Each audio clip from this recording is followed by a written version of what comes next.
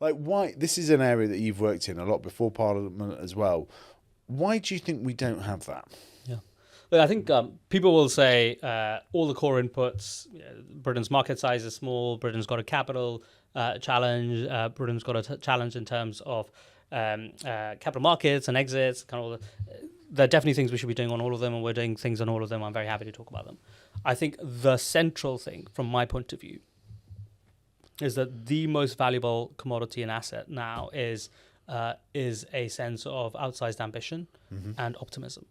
And I think in this country, the biggest thing we need to do is radically change, go back into a heritage where Britain explored the world, found amazing new technologies, developed tons of huge world-changing ideas. We need to capture that again and chase it into the future and say that the biggest thing we want is for every child growing up in the UK to think, what is the most ambitious possible thing I could be doing in this context? How do I try and radically move the needle for this country, for my community, and in doing so for the world? And so that culture of ambition and that culture of valuing when people have been ambitious and either succeeded hugely or failed, I think that culture, to me, is the single most important input into the question that you're asking. And how do we get more of that? And I know that is a really tough question for a politician to answer, but how do you get more of that culture of ambition? I think the biggest thing when you're trying to change culture is actually increasingly content and narrative. One of the things I can consistently feel and I talk about is that when I was in the Bay Area, in the US, people feel like the reality is pretty good. But the thing that constantly drives people is that the narrative is up here. And so they constantly go and pitch you something and it feels incredible, right? I remember someone saying to me, I want to create an intergalactic species, right? Like I want us to travel into space and go and do all these things. If a child said that to you in Britain, people would just say, that is incredibly odd. Whereas in Silicon Valley, people say, how can I invest? And so the narrative is up here and it just drags the reality up and into the future. In Britain, we have a good reality. I think we're really good in lots of places, but the narrative is often down here. People are sort of constantly saying, what is happening economically? Well, economically, 2 days ago, the PMI came out and said business activity confidence is at the highest rate in 2 years, driven by technology. But no one is telling that story. So the narrative is down here. Yeah. So the biggest thing I think we can do, and why I think what you're doing, Jimmy, is hugely important, is that we just need to shift the narrative, at least the narrative up to the point of the reality, ideally even further. So that what we're all doing in our day-to-day lives is saying we're chasing the dream. Yeah.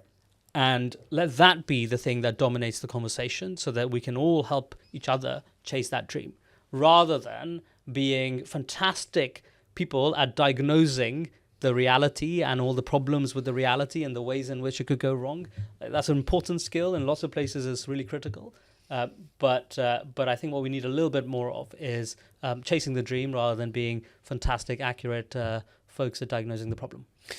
And what is the government's role in it? I mean, I get the content point and so on, but how does government raise ambitions? How does, politicians, how do you sort of do that?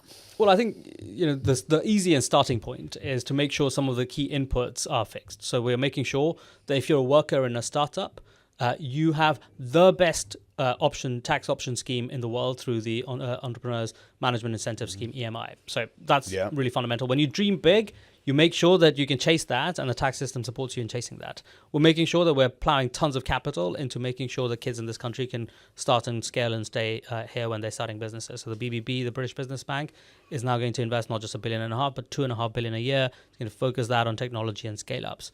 We're going to make sure that alongside the tax system for workers, alongside capital, we're making sure there's high-quality data so that companies can be created here and grow here. We're making sure government plays a role as a customer. So all of those fundamental inputs of capital, of customer revenue, of data, of talent, right across the board, we're making progress.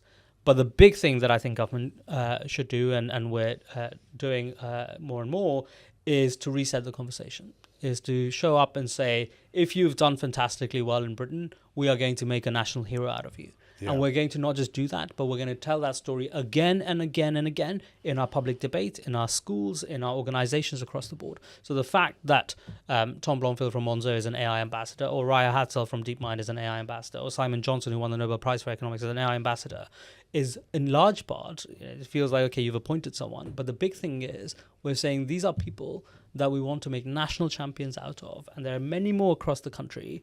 And every person who thinks I want to go and have a shot at it now sees that they have not just achieved something, but they've been made a big deal out of in this country. And we're telling the story right across the country because we want more and more people to take a shot at it.